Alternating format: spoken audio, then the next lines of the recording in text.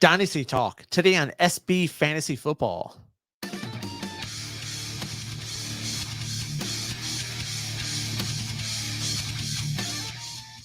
And welcome to the SB Fantasy Football Podcast, where we try hard. Yeah. I'm Alan. I'm Rapid Dave. And today we're talking Dynasty Fantasy Football. Just a quick little just chat. A little. You know, I've finally drug you into the realm of Dynasty leagues. It's so dumb. After a few years. And I might be getting you in another, two, right? You're going to be possibly three. Possibly three. I went from no Dynasty leagues to possibly 3 leagues. In one season. In an off season. Yeah. Now, one of the ones we're joining is a brand new We're just jumping in. Mm-hmm. Everyone's new. Right. One of the leagues that you jumped into was a league that I got into last year, where you're taking over a team and you're having to revamp it. And of course, it's a bad team because there's a reason why these people aren't in the league anymore. Yeah. Right. Yeah. Which makes me feel good about joining the league because it's like, hey, if you got someone who isn't doing what they're supposed to be doing, they're going to ship them out. I do like that because there's like nothing worse than a team that's been abandoned, even like redraft or any league for that matter. A team or a person who's completely neglected their duties as a manager, right? And it compromises the integrity of the entire league. Just everything. Yeah. So what kept you away from Dynasty leagues for so long? I don't get them. I don't have the time either. Like I've done so many redraft leagues. Redraft is so easy for me, and it makes draft day so special. Like I just draft love day is a draft special day. Thing. And I just kind of stayed away from them. And I, not trying to say that I've mastered redrafts. It's time to get into Dynasty, but I've gotten okay at it, and then I'm like, oh, well, I guess we could try something else. I've done the knockout leagues that I do every year as well, which is really fun. I want to get in on that this year. It's pretty fun. It's with beard laws, right? Yep. Yeah. But Dynasty now, it's like, I'm taking over a team. I'm going to start another team, take over another team. So I got 3 that I'm looking at right now. But yeah, it takes a lot of work, and I just didn't want to. I already put a lot of effort into it. And plus the rules, I don't get the rules. I'm like, apparently, like I don't even get a first round pick this year because the guy traded the effing stuff away. I don't know. I don't have a first round pick either. Yeah. So I'm like, okay, so what am I doing here? Like, why can't I get a little bit of help to get jump started? But I think I've done pretty well in the what's it called? The recent, not trades, but I've been acquiring some players. Yeah, free agency. I don't know why I couldn't think of that. And that's the cool thing. So like, there's different types of dynasties, right? Like with ours, you're strictly drafting rookies. Like this in this league, all you draft is rookies. Mm-hmm. Everyone else, like you have a salary cap and you have to make your cuts to get under it. And then everyone's released in the free agency. Then you have your free agency period with a bidding period going on, which is where we're at right now, going through that. You got trades going on, getting ready for the draft. But then I'm also in another dynasty league I'm in where you have your salary cap and you release players, but then you redraft those players. Those players are then redrafted. Whoever's released goes into a draft pool. It was kind of annoying, I think, with the free agency thing as far as bidding, because you had to pay attention. There's a lot of manual work in this league. So you have to sit there and pay it. Like if you're bidding on someone, you have to scroll back to see what the last bid was, and even if that was a valid bid, and keep going down. You know what I mean? So there was a little bit of extra. I feel like there could be some enhancements made either on the site or the what's it called? We're on CBS Sports, which I'm not a big fan of anyways, because I've done Yahoo most of my that's fantasy. where I started was Yahoo. I don't like ESPN at all. I don't like their interface. Sleeper seems cool. Sleeper works okay. I've only done mock drafts on Sleeper. That's all I've done on Sleeper is just mock drafts. I haven't done anything else. They make it real easy as well. Oh yeah, and you can get through a draft in 15 minutes. Along with Fantasy Pros, they have a lot of great tools in mock drafts and things like that. So, but yeah, no, just getting into it, it's a bit overwhelming. Where you have to understand the rules. You have to figure out the rules for each of these leagues. Because they're not going to be like standard rules. It doesn't seem like it at this point. As far as acquiring players, I'm in 3. Yeah. Now we're going to be in 3 leagues, scoring 3 different ways all that. Yep. Of acquiring these players and things like that. One of the leagues is like, oh, it's a startup. I'm like, okay, why not? I'll be the first owner of the team. Be excited about it. I can build the franchise the way I want. But who's in the league? It's like you might know some of these people, you might not. Now, listen, there's horror stories out there of people in like Facebook groups and stuff like that where they're like, hey, I just want to get in the league. And this one guy wants to run. Oh, I'll do one. And he ends up running like 5 or 6 leagues and just like keeping the payouts. You know what I mean? So you definitely want to know who you're playing with to a certain Right. amount. And also there's League Safe, or is it Safe League? League? I think it's League Safe. And that's a place where that's where your money goes The money into, and goes it's into paid that, out. and that pays it out. You set the parameters for the payout Yeah. and all that. Which so. I've done that. I've played in like a couple random leagues, and League Safe paid out to me perfectly fine. I was like, okay, this is, and it's nice. You can do some low dollar amounts, 5, 10, 15, $20, and it's fine.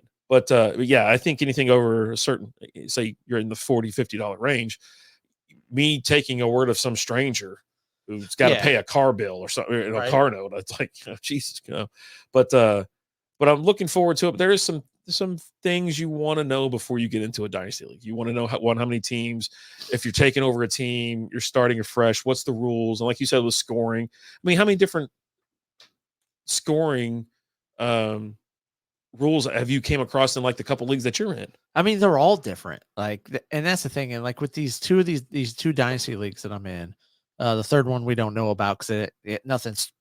We're just literally just starting it, or we're not starting, but we have a buddy starting it. But the scoring is different because they do these scoring as low scoring, and so it's very is that like touchdown dependent.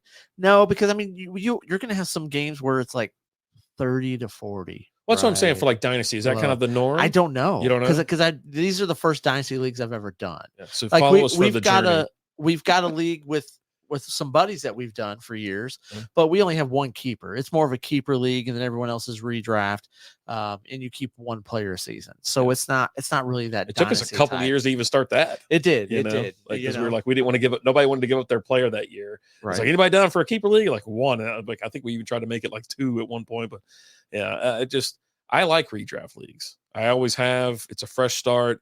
Now, hey, sometimes you might not get the pick you're looking for. You might not get the first round pick that you want, but you make do with what and waiver wire, that comes into play. Right. And now you're telling me with these dynasty leagues that we're in, it's like, no, as soon as the Monday night's game's over, buddy, well, that's one of them. Yeah. Where it's just, but then the other one, it's a bidding process. You still got to go bid it, and you got to go bid, but there's advantages going out there and placing the first bid, because if you place the first bid, you have the option to close that. It's only a 24-hour period during the season from the time of the first bid. And then if you place the first bid, you have an option to close it for X number of dollars over the max bid that's currently out there. So there's definitely been some different things. But the thing I like about the Dynasty is it keeps you involved the entire season. Because in both the Dynasty that we're in, even if your season's going awful, you're still playing for a higher pick. Like, just because you have the worst record does not mean you're going to get the number 1 pick. Like you can get like at the lowest, like the 4th pick, right? But if you want to try and get that first pick, you got to try and win those late season games, like in the playoffs, because you have a poll playoff system while the regular playoffs are going on for the draft picks. So it keeps you involved the entire year, but then you're also like going through and looking and like, okay, some people are trying to set their teams up to finish out the year and trying to get a player. And you're like, okay, well, I'm trying to set myself up for the future. Maybe I can get some draft picks. Maybe I can get some younger players, So there's a lot. Yeah, we were talking about it off air and just, hanging out. We were hanging out at Maverick Harley today. And it was like, okay, I like the fact that the money, a lot of these leagues that if you join a dynasty league or something like that, half the money, say a fresh one, right? Well, probably the winner of this fresh league is probably going to get half the pot, because the other half pot's going to be put to next year for the continued commitment and dedication. Right. And then also, like you said, you're playing towards the end for these draft picks or a higher draft position to avoid teams just giving up and just tanking for no reason, or just getting rid of all their players. You're dumping them, right? Yeah, I'm just gonna drop all my players. I think if you're doing that and you're auto dumping or what, you should just be banned from. Oh yeah, anyways. Definitely. Like, you're not welcome back here. You know what I'm saying? Like, and I've only really ran into that in like Yahoo public leagues. Like I'll always join a few Yahoo public leagues just to work on draft. Right. A lot of them put the lock on them. They can't even drop like good players. At certain players, yeah. There's definitely that can't cut list, but. Yeah, but so out of playing, you play Dynasty now. I've got one that I've done for 3 years now. Yeah, and you're a redraft guy. So which one do you prefer, actually? I don't think that I mean, right now it's still a redraft, but I think getting into these other dynasty leagues, I could see that kind of taking precedent. Like, Yeah. I'm enjoying like this new one that I'm in. I'm really enjoying like the free agency period and It was only chaotic. only drafting, you know, rookies. Like, that's all you draft. Yeah, there's a 3-round draft of just straight rookies.